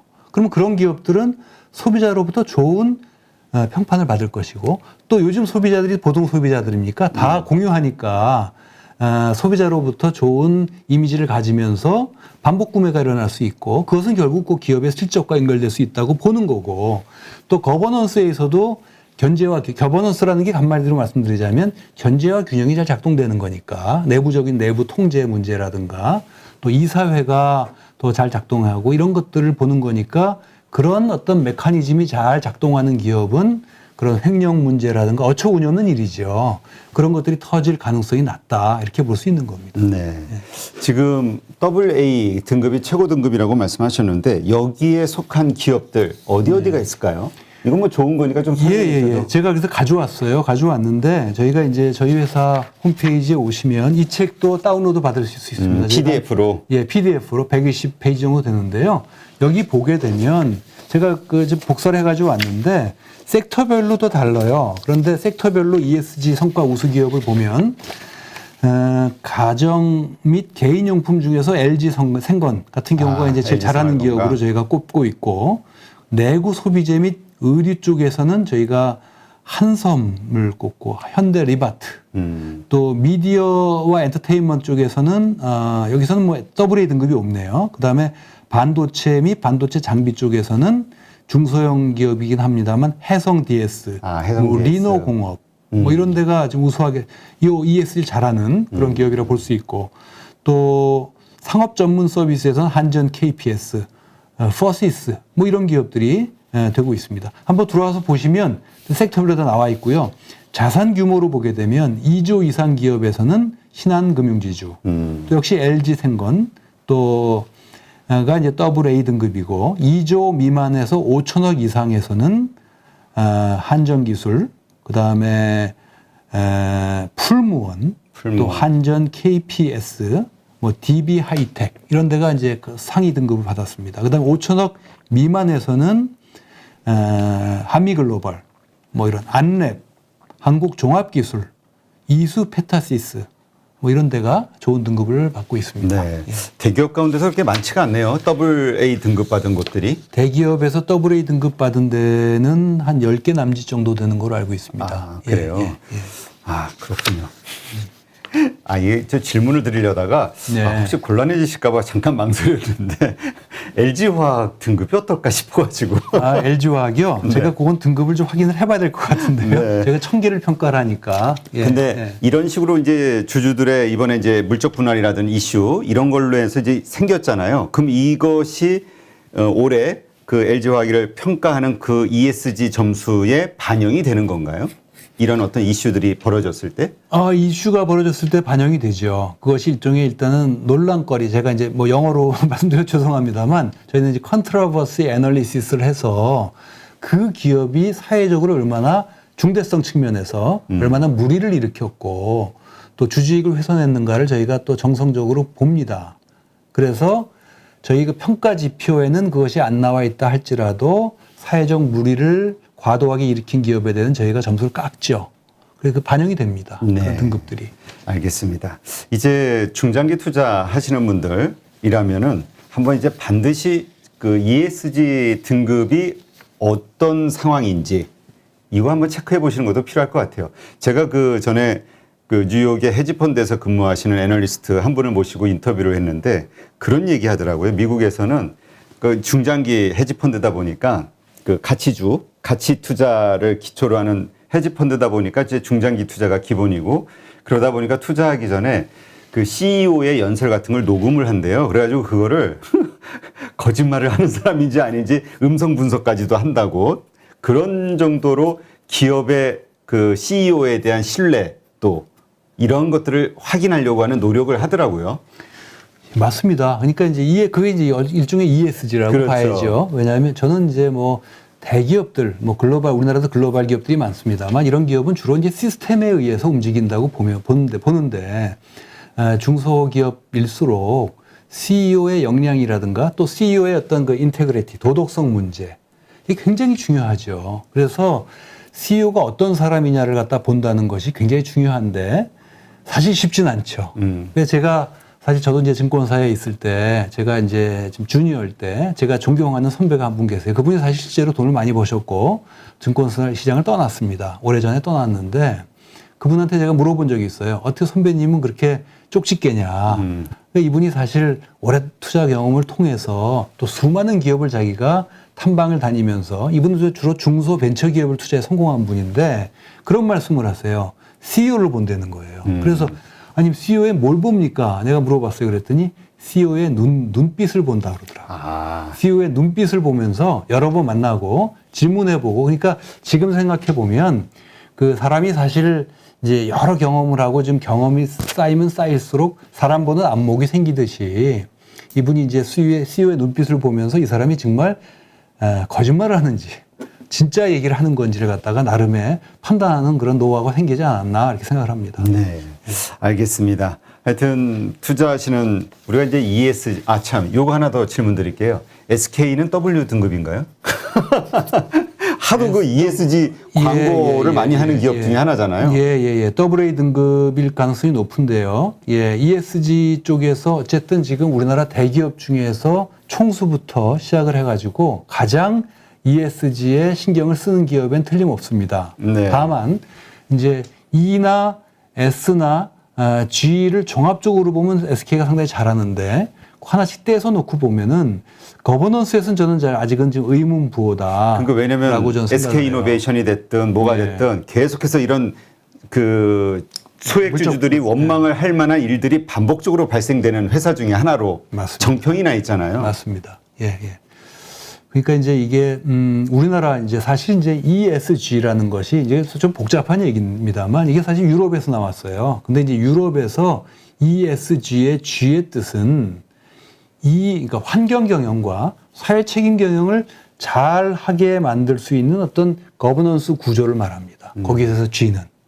그런데 이제 우리나라에서의 ESG는 아직 우리나라는 유럽이나 또 금융 선진국처럼 주주는 지배주주와 비지배주로 나눠지죠. 그러니까 지배주주와 소액주주, 일반주주로 나눠지는데 우리나라는 사실 이제 지배주주와 비지배주주 간에 여러 가지 제도상에 있어서 지배구조에 있어서 기울어지는 운동장. 불공평한 일들이 많으니까 제도적으로도 그러니까 그렇고. 기업이 한번 뗐다, 기업 분할, 한번 합쳤다, 합병 하면은 대주주들의 지분율은 올라가고 상대적으로 소수주주들의 지분율이 희석되는 이런 문제들이 있는 거죠. 그러니까 이런 것들의 문제를 잘 안 하면서 신경 안 쓰면서 사회공헌 활동하고 환경보호하고 탄소 배출 저감하고 하는 것들이 얼마만큼 소수주주들에게 설득력을 가질 것인가. 그렇죠. 라는 면에서 우리나라는 저는 이 주주 보편의 어떤 그런 그 형평성 문제가 잘 확보되는 거버넌스 노력부터 우선돼야 된다라고 저는 생각을 합니다. 네, 예. 맞습니다. 저희 우리 입장에서는 유럽은 뭐 환경이 가장 더 우선시 되겠지만 그로 인한 과징금 이 페널티도 엄청나게 심하니까 미국도 그렇고. 근데 우리 같은 경우는 사실 이 기업 총수들의 결정에 의해서 대주주들에 의해서 결정되는 뭐 이익 가져가기 뭐 후계자들에게 뭐 이런 여러 가지 당해온 역사가 있기 때문에 그리고 지금도 그런 일들이 벌어지고 있고 이게 가장 큰 그 확인해야 될 이슈가 아닌가 싶습니다. 한국적 상황에 맞게 요거에 대한 배점을 점수를 좀 크게 주셔야 될 것 같아요. 그래가지고 여기에 따라서 점수가 확 깎이게. 예, 그렇습니다. 그래서 이제 사실 ESG도 원래는 이게 유럽에서 등장을 했고 또 미국의 뭐 MSCI라든가 이런 다국적 기업들이 평가를 하다 보니까 이들은 글로벌 스탠다드를 가지고 평가를 하는데 이제 점점 로컬 스페셜티 그렇죠. 또 지역적 맥락 또 사실 기업 거버넌스와 관련돼서도 규제 틀이 다르고 또 앵글로 아메리칸 자본주의에 없는 우리나라는 또 재벌이라는 대기업 집단이라는 것이 있기 때문에 그들의 그 잣대를 가지고 우리나라 기업의 ESG 리스크를 제대로 볼 수가 없어요. 그렇기 때문에 한국 맥락에 맞는 어떤 ESG 지표를 만들어야 된다. 저희 서스틴베스트가 만든 그런 지표들은 한국 맥락에 맞는 그런 지표 틀을 가지고 저희가 만들었고요. 그걸 가지고 분석을 하고 있는 겁니다. 네, 알겠습니다. 중장기 투자하시는 분들은 한번 꼭 투자하기 전에 내가 하려는 그 기업의 ESG 점수가 어떤가 등급이 꼭 한번 확인해 보시고 결정하시는 게 좋지 않을까 저도 그렇게 생각이 되네요. 일단 이 관련해서는 서스틴베스트 거기 들어가면 이제 일단 볼 수 있는 걸로 보고요. 그다음에 각 기업 단으로도 우리가 뭐 반기 보고서, 분기 보고서 이거에 나오나요? 어디쯤 보면 이게 나오죠? ESG 데이 정보는 아직 우리나라는 그것이 의무화되어 있질 않습니다. 이제 선진국은 사실 이제 ESG 정보 공개가 이제 상장 기업인 경우에 의무화되어 가는 나라들이 많은데 우리나라는 지금 이제 거버넌스 보고서는 이제 하고 있어요. 자산 2조 이상. 그리고 이제 금융위의 그 정책 그 발표를 보니까 자산 2조 이상 상장 기업의 ESG 정보 공개 의무화를 2015년도부터 시작한다고 그러고요. 모든 상장사에 대해서는 2030년도부터 2025년. 2조 이상은 25년부터 모든 상장사는 30년부터 한다고 지금 되어 있는데 그건 사실 저는 아직 세상 물정 모르는 거라고 생각해요. 지금 뭐 여러 나라들에서 지금 상장 기업들의 ESG 정보 공개는 지금 빨라져야 된다. 이미 도입이 된 나라들이 많고 계속 빨라지고 있거든요. 그래서 그건 조금 전 땡겨줘야 된다고 저는 생각을 합니다. 네, 알겠습니다. 일단 그러면 뭐 서스틴베스트에서 다운받아서 보는 수밖에 없겠네요. 그러니까 저희가 이제 사실 근데 이제 등급은 저희가 발표를 하고요. 저희가 이제 기관 투자자들이 그런 걸 이제 우리나라 기관 투자자들도 ESG 고려해서 투자하는 기관 투자들이 많이 나오고 있어요. 그런데다 저희가 이제 서브스크립션을 해서 이제 저희는 이제 민간 기업이니까 그런데다 저희가 서비스를 제공하면서 피를 받고요. 개인에 대해서는 저희가 아직 안 하고 있는데 앞으로는 저희가 이제 개인 투자자들에게 특히 이제 MZ세대 동학개미들은 이런 게 관심 있는 사람들이 굉장히 많습니다. 그래서 그들을 상대로 해서 좀 더 기업의 ESG에 좀 더 심층적인 분석 보고서를 제공하는 것도 저희가 염두에 두고 있습니다. 네, 알겠습니다. 좀 쉬워야 될 것 같아요. 기관 투자자들은 다각적으로 또 액수도 크고 하니까 그리고 또 전문적으로 봐야 되겠지만 우리는 좀 쉽게 이해하고 읽을 수 있게 평가할 수 있게 그 단어들서부터 시작해가지고 좀 받게 되지 않을까 싶은데 네, 하여튼 ESG 앞으로 중장기 투자하시는 분들 한번 꼭 확인해 보시기 바랍니다. 이제까지 서스틴베스트 류영재 대표님과 함께했습니다. 오늘 좋은 인사이트 고맙습니다. 예, 감사합니다. 내가 제대로 지금 투자하고 있는지 그래서 계속 업데이트 해야 돼요. 그러니까 투자했다고 끝나는 게 아니라 거기서 또 시작이에요. 마지막으로 해야 될 건 뭐냐면 피드백입니다. 끊임없이 공부하고 분석하고 정보 취득해서 업데이트하고 피드백하고 이 과정에서 주식 투자하다 보면 2배, 3배짜리 수익도 나는 경우도 있고 내가 생각한 거랑 반대로 가서 20, 30% 손해보는 경우도 있어요. 그런 과정이 쌓이면서 성공 확률을 높여가는 거거든요. 네, 정말 우리 파이로 머니톡을 좋아하시는 분들이 많으신데요. 이유를 보면은 이 투자와 관련해서 정말 다양한 노하우를 가지고 계시고 다양한 특성을 가지신 고수분들을 모시는 게 아닌가 여기에 생각을 하고 있습니다. 단기 투자, 장기 투자, 스윙 매매 정말 여러 형태의 투자법들이 있는데 투자자분들의 성향 그리고 시장의 현재의 상황에 맞춰서 가장 최적의 투자법이 무엇인가를 우리 방송을 보시는 분들이 직접 선택하실 수 있는 그런 장점이 있기 때문이 아닐까 생각이 됩니다. 2022년 1월 달과 2월 달 시장 정말 많이 무서웠죠. 많은 분들이 공감하셨을 텐데요. 이렇기 때문에 더군다나 나의 투자 성향이 어떤지를 다시 한번 생각해 보셨을 것 같고요. 자신에게 맞는 투자법 그리고 그와 관련된 노하우들을 차분하게 충분히 공부할 수 있는 계기가 되지 않을까 그렇게 생각이 됩니다. 그래서 이제 저희 815 모니톡에서는 815 캠퍼스 프로그램을 진행하면서 준비가 되지 않은 분들이 그 투자와 관련해서 스스로 공부할 수 있는 프로그램을 만들려고 기획을 했고요. 첫 번째로 김정수 저자님을 모시고 단기 투자와 관련된 여러 노하우들을 가지고 공부하는 그러한 시간을 가졌습니다. 정말 많은 분들이 호응해 주셨고요. 원래 목표였던 1000분 가까이 신청을 해 주셨습니다. 그리고 이어서 두 번째는 많은 분들이 좋아하시죠. 염승환 이사님, 이베스트 투자증권의 염승환 이사님을 모시고 이제 변동성이 정말 많이 커지고 있습니다. 이 상황에서 우리가 어떻게 이 어려운 시장을 이겨낼 수 있을지, 수익을 낼 수 있을지, 펀더멘털, 기업의 펀더멘털과 그다음에 그 산업 어떻게 이해하고 공부하고 우리가 거기에 맞춰서 주식을 선택할 수 있을지 차분하게 알려주시는 그러한 프로그램을 준비했습니다. 영국에서도 코로나 방역 해제를 하고 있고요. 미국에서도 마스크를 벗고 있고 전 세계 국가들이 이제 코로나 방역 해제 그 이후의 세상을 준비하고 있는 것 같습니다. 근데 이제 아시다시피 코로나가 발생이 되면서 정말 주식이 많이 오른 섹터, 그다음에 종목들이 있고요. 또 반대로 지금 이 이후의 세상이 왔을 때 또 올라갈 어떤 종목이나 섹터 다르겠죠? 어떻게 생각하시나요? 이 코로나 어쨌든 이제 방역이 해제되면서 이제 비정상이 이제 정상화되기 시작할 거예요. 모든 게 이제 정상화되는데 그 정상화되는 과정에서 당연히 좋아지는 산업도 있을 거고 그 다음에 또 그 정상화가 오히려 불편한 그런 업종들도 분명히 있을 것 같습니다. 그래서 여러분들이 이게 이제 단기적으로 끝날 이슈가 아니라 앞으로는 이제 이런 방향으로 갈 수밖에 없기 때문에 어떻게 우리가 이제 큰 바람의 방향을 보고 좀 투자해야 되거든요. 근데 거기에 몸을 내가 역행하면 안 되겠죠. 그래서 그 방향이 뭔지를 좀 잘 보셔야 될 것 같고 특히 이제 그 방향에 가장 맞는 업종 중에 하나가 흔히 말하는 이제 리오프닝이죠.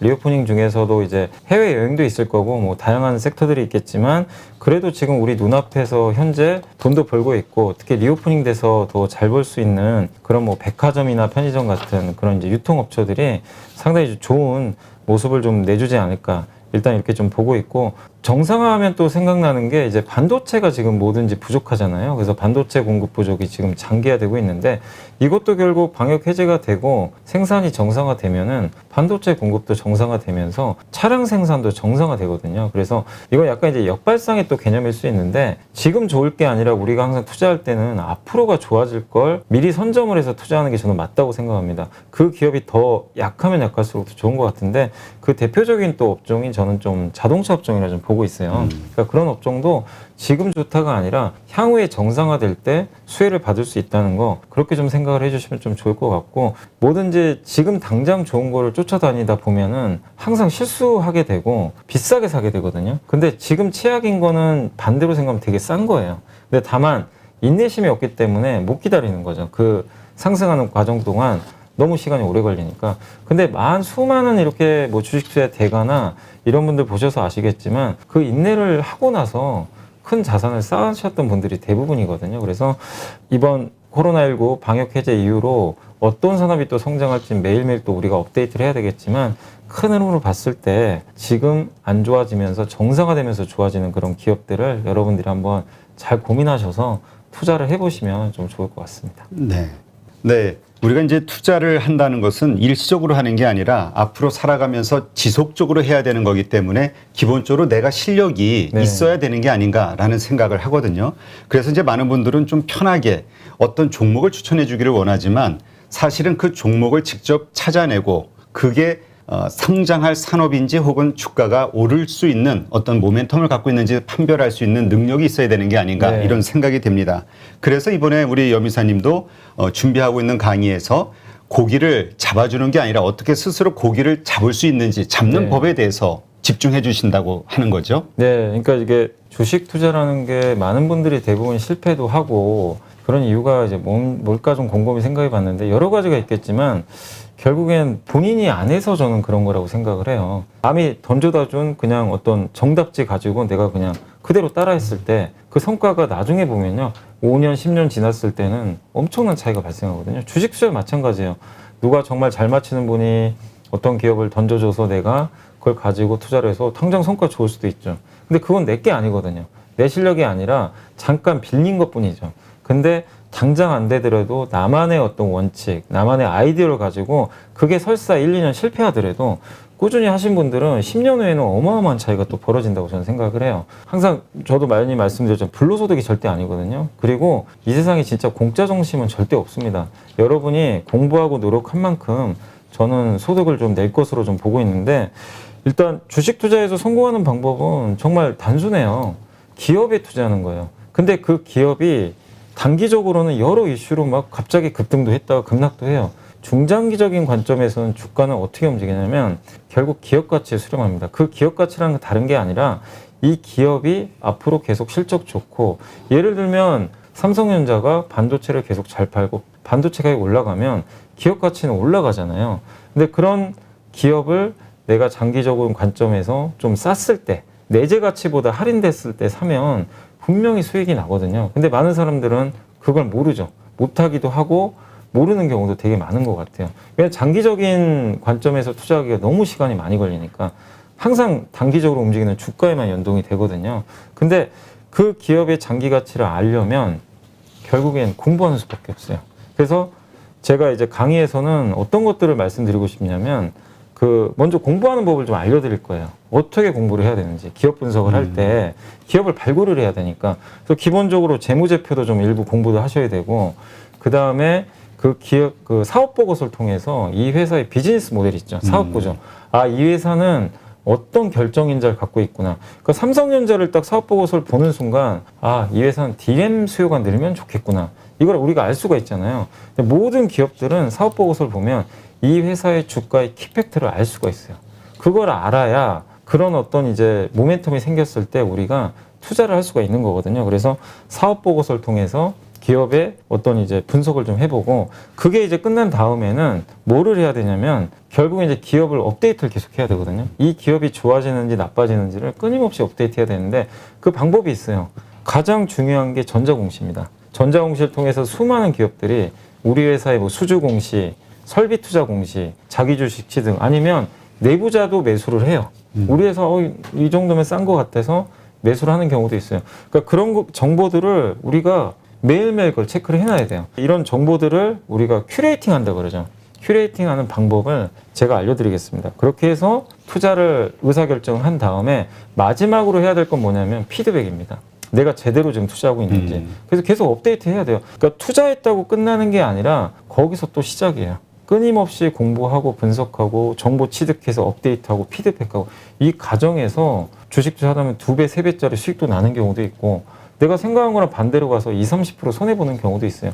그런 과정이 쌓이면서 성공 확률을 높여가는 거거든요. 그래서 그런 과정들을 제가 좀 강의를 통해서 알려드릴 예정이니까 저와 함께 좀 천천히 뭐 장기 투자하실 분들은 교육 시청해 주시면 좀 좋을 것 같습니다. 그리고 이제 이번 강의에서는 제가 이제 피드백에 좀 중점을 둬서 계속 많이 좀 업데이트를 할 예정인데 인터넷 강의로만 이제 제공을 해드렸을 때는 이제 수강생들의 이제 질문을 제가 바로 좀 캐치하고 풀어드리기가 좀 어렵잖아요. 이렇게 텍스트로 하는 것도 좀 한계가 있다 보니까 그래서 인터넷 라이브 시간을 좀 분기별로 이렇게 열어가지고 제가 직접 이제 수강생분들 모시고 한번 온라인상에서 이렇게 뭐 채팅도 해주시고 그러면 제가 질문 받아가지고 실시간으로 증문즉답을 해서 피드백을 해줄 좀 예정이니까 이 부분도 여러분들이 좀 참고를 해주시면 좋을 것 같습니다.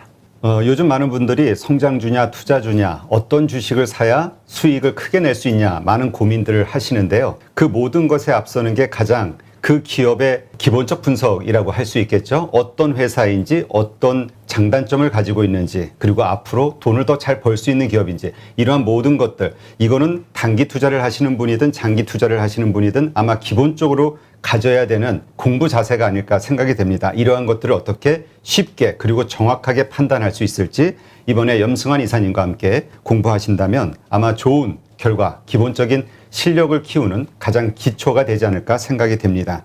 네, 그런 차원에서 이번에 또 우리 구독자분들 신청하시는 분들을 위해서 준비한 이벤트가 있죠. 네, 그 제가 쓴 책인데요. 그 주린이가 가장 알고 싶은 최다 질문 탑 77 요거를 이제 선물로 준비했고요. 뭐 이 책을 가지고 또 같이 공부한다는 의미로 좀 생각해 주시면 좋을 것 같습니다. 이제 2022년 주식시장은 2020년과 2021년과는 완전히 다르다는 말씀 많은 분들이 하시죠. 그리고 이미 투자하시는 분들은 그거를 이번 올 초에 아마 뼈저리게 느끼셨을 겁니다. 이제 앞으로는 더 그 기업에 대해서 얼마나 잘 알고 있고 또 그것을 바탕으로 주식시장의 심리를 어떻게 잘 이해하느냐에 따라서 수익이 좋아지지 않을까 생각이 듭니다.